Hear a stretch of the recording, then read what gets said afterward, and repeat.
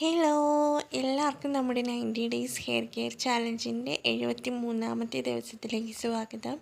അപ്പോൾ ഇന്നത്തെ video start ചെയ്യുന്നത് ഞങ്ങൾ രണ്ടാളും കൂടിയിട്ടാണ് കേട്ടോ. അപ്പോൾ ഞാൻ ആദ്യം വീഡിയോ എടുക്കാൻ എല്ലാം സെറ്റാക്കിയൊക്കെ വെച്ച് എടുത്ത് തുടങ്ങി കഴിഞ്ഞപ്പോഴാണ് ദേ ഉറങ്ങിക്കിടന്ന ഒരാൾ എണീറ്റ് വന്നിട്ടുള്ളത്. അങ്ങനെ ഞങ്ങൾ രണ്ടാളും കൂടിയിട്ടാണ് കേട്ടോ. അപ്പോൾ ഞാനും കുഞ്ഞിപ്പെണ്ണും കൂടിയിട്ടാണ് ഈ ഒരു വീഡിയോ സ്റ്റാർട്ട് ചെയ്യാൻ പോണത്. അപ്പം ഫസ്റ്റ് ഞാൻ ഇന്നലെ തന്നെ, അതായത് തലേദിവസം രാത്രിയിൽ ഓയിലിംഗ് ഒക്കെ കഴിഞ്ഞിട്ട് മുടി പിന്നി കെട്ടി വെച്ചിട്ടുണ്ടായിരുന്നു. അപ്പോൾ അതൊക്കെ ഫസ്റ്റ് ഒന്ന് അഴിച്ചെടുക്കുകയാണ് കേട്ടോ.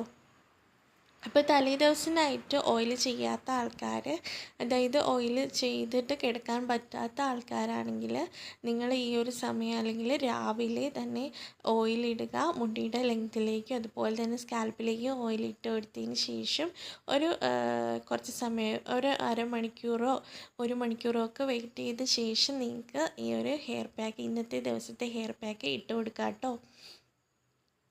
ഇനി അങ്ങനെ, അതായത് ഇപ്പം നിങ്ങൾ ഹെയർ പാക്ക് ഇടുന്നതിന് മുൻപായിട്ടാണ് ഈ ഒരു മുടിയുടെ ലെങ്ത്തിലേക്കും കൂടി ഓയിൽ അപ്ലൈ ചെയ്ത് കൊടുക്കേണ്ടത്. അതായത് നൈറ്റിൽ ഓയിൽ അപ്ലൈ ചെയ്തിട്ടുള്ള ആൾക്കാരാണെങ്കിൽ ഈ ഒരു ഹെയർ പാക്ക് അപ്ലൈ ചെയ്ത് കൊടുക്കുന്നതിൻ്റെ മുൻപായിട്ടാണ് ഹെയറിൻ്റെ ലെങ്ത്തിലേക്ക് ഓയിൽ അപ്ലൈ ചെയ്ത് കൊടുക്കേണ്ടത് കേട്ടോ. അപ്പോൾ നൈറ്റിൽ ഹെയറിൻ്റെ ലെങ്ത്തിലേക്ക് ഓയിൽ അപ്ലൈ ചെയ്ത് കൊടുക്കേണ്ട, ഈ ഒരു സമയത്ത് പിറ്റേ ദിവസം അപ്ലൈ ചെയ്ത് കൊടുത്താൽ മതി കേട്ടോ.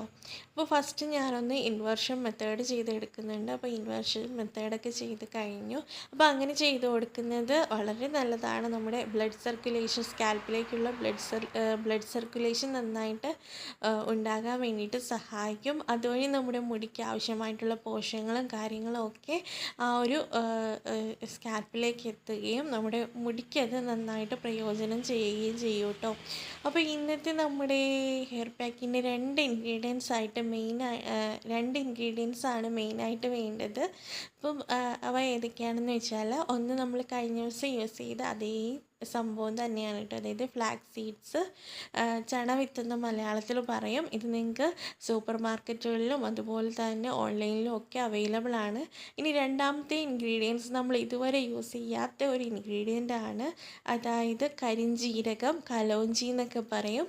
അപ്പം ഇത് സംഭവം എള്ളിൻ്റെ പോലെ ഇരിക്കും കേട്ടോ. കറുത്ത എള്ള്, ആ ഒരു എള്ളിൻ്റെ പോലെ തന്നെ ഇരിക്കും. പക്ഷേ എള്ളല്ല കേട്ടോ, ഇത് കരിഞ്ജീരകം എന്നാണ് ഇതിൻ്റെ പേര്. അപ്പോൾ ഇതിന് ഒരു പ്രത്യേക സ്മെല്ലുണ്ടായിരിക്കും, ഒരു പ്രത്യേക മണമായിരിക്കും കേട്ടോ ഈ ഒരു കരിഞ്ജീരകത്തിന്. അപ്പോൾ ഈ ഒരു കരിഞ്ജീരകം കൂടിയിട്ടാണ് ഇന്ന് ഞാൻ ആഡ് ചെയ്ത് കൊടുക്കുന്നത്. അപ്പം ഈ ഒരു പാക്ക് ഉണ്ടാക്കുന്നതിന് മുൻപായിട്ട് ഇത് ജസ്റ്റ് ഒന്ന് കഴുകി എടുക്കുന്നുണ്ട് കേട്ടോ. അപ്പോൾ ഇത് എൻ്റെ കയ്യിൽ കുറേ കാലമായിട്ട് ഇരിക്കുന്നതാണ്. അപ്പോൾ അതുകൊണ്ട് തന്നെ ഒത്തിരി നാളുകളായിട്ട് ഉള്ളതുകൊണ്ട് ഞാൻ ജസ്റ്റ് ഒന്ന് കഴുകിയിട്ട് എടുക്കുകയാണ് കേട്ടോ. അല്ലെങ്കിൽ നമുക്ക് കഴുകിയിട്ട് യൂസ് ചെയ്യുന്നത് തന്നെയാണ് ഏറ്റവും നല്ലതെന്ന് പറയുന്നത്. അപ്പം അടുപ്പിലൊരു പാത്രം വെച്ചിട്ടുണ്ട്. അപ്പോൾ അതിലേക്ക് ഞാനൊരു 3/4 ഗ്ലാസ് വെള്ളം ഒഴിച്ച് കൊടുത്തിട്ടുണ്ട്. ഇനി നന്നായിട്ട് ഇതൊന്ന് തിളക്കട്ടെ.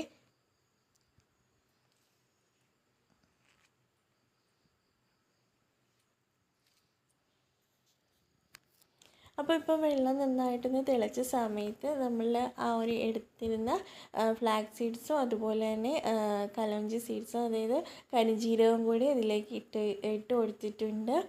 അപ്പം ഇതിൻ്റെ റേഷ്യോ എന്ന് വെച്ചാൽ കൂടുതലായിട്ട് നമ്മൾ എടുക്കുന്നത് ഇതിൽ ഫ്ലാക്സ് സീഡ്സ് ആണ്. അപ്പോൾ അതായത് 1 സ്പൂൺ നമ്മൾ കലോഞ്ചി എടുക്കുകയാണെങ്കിൽ, കരിഞ്ജീരകം എടുക്കുകയാണെങ്കിൽ 2 സ്പൂൺ ഫ്ലാക്സ് സീഡ്സ് എടുക്കും. ഇപ്പോൾ വളരെ ചെറിയൊരു സ്പൂണിലെ അളവിലാണ് കേട്ടോ ഞാൻ എടുത്തിട്ടുള്ളത്. അപ്പോൾ അത് അത്യാവശ്യം തിക്കായി വരുമ്പോഴേക്കും നമുക്ക് ഫ്ലെയിം ഓഫ് ചെയ്യാം. അപ്പോൾ ഞാനിപ്പോൾ അത് ആ ഒരു ജെൽ കൺസിസ്റ്റൻസി ആയ സമയത്താണ് കേട്ടോ ഓഫ് ചെയ്തത്. എന്നിട്ട് ഇത് നമുക്ക് ഈ ഒരു സമയത്ത് അരിപ്പയിൽ അരിച്ചെടുക്കാൻ വളരെ ബുദ്ധിമുട്ടായിരിക്കും. അപ്പം നിങ്ങൾ മാക്സിമം തുണിയിൽ അരിച്ചെടുക്കുന്നതാണ് കേട്ടോ ഏറ്റവും ബെറ്റർ എന്ന് പറയുന്നത്. നമുക്ക് നന്നായിട്ട് അരിച്ചെടുക്കാൻ പറ്റുന്നത് തുണിയിൽ അരിച്ചെടുക്കുമ്പോഴാണ്. ഇത് കണ്ടില്ല, അത് കറക്റ്റ് ഒരു ജെൽ കൺസിസ്റ്റൻസി ആയിട്ടുണ്ട്.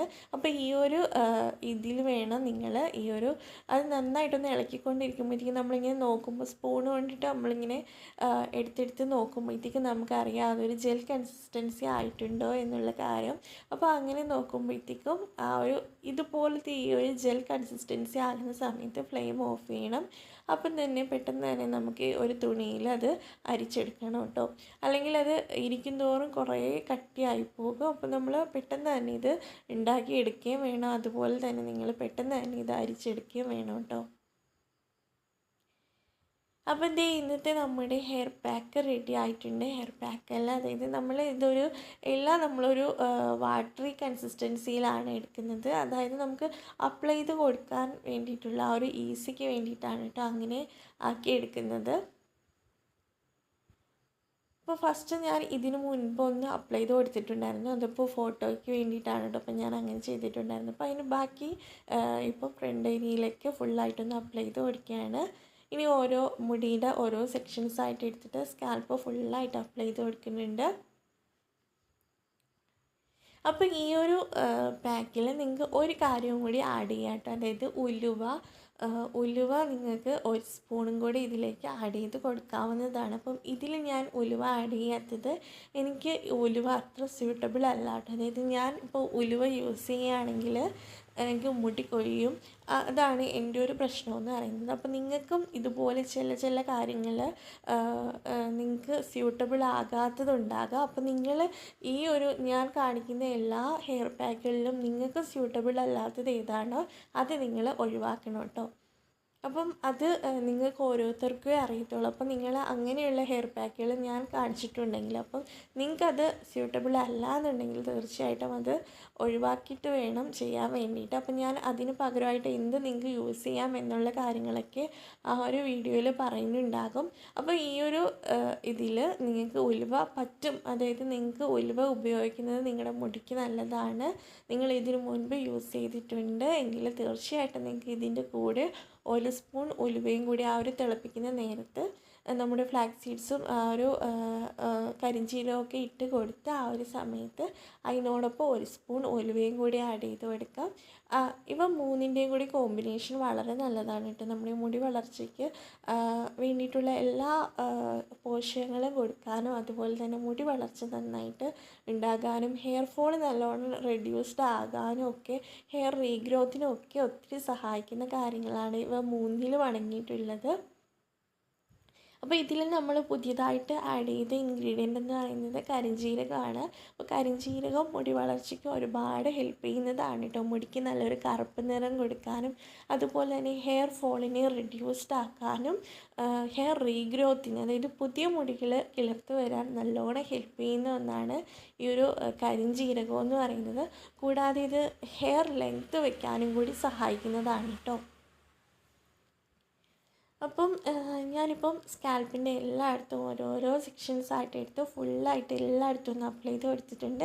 എപ്പോഴും പറയണ പോലെ ആ ഒരു ഫ്രണ്ട് ഏരിയയിൽ, അതായത് നമുക്ക് നെറ്റ് കയറുന്ന സ്ഥലത്ത് നിങ്ങൾ ഏത് പാക്ക് ഉണ്ടാക്കിയാലും അത് നല്ലോണം ആ ഒരു സ്ഥലത്ത് അപ്ലൈ ചെയ്ത് കൊടുക്കുക. അതുപോലെ തന്നെ നമ്മുടെ ആ ഒരു ഫ്രണ്ട് നമ്മൾ എവിടെയാണോ വകച്ചിലെടുക്കുന്നത്, ഇപ്പം പാർട്ടീഷൻ എടുക്കുന്നത് എവിടെയാണോ ആ ഒരു ഏരിയയിൽ നല്ലോണം ചിലപ്പോൾ നമുക്ക് ഹെയർ ലോസ് ഉണ്ടാകും. അപ്പം അവിടെ അങ്ങനെ നന്നായിട്ട് അറിയാൻ പറ്റുന്നുണ്ടാകും. അപ്പോൾ ആ ഒരു ഏരിയയിലൊക്കെയാണ് ഞാൻ ഏറ്റവും കൂടുതലായിട്ട് ഈ ഒരു എടുക്കുന്ന ഹെയർ പാക്കുകളെല്ലാം കൂടുതലായിട്ട് അപ്ലൈ ചെയ്ത് കൊടുക്കുന്നത്.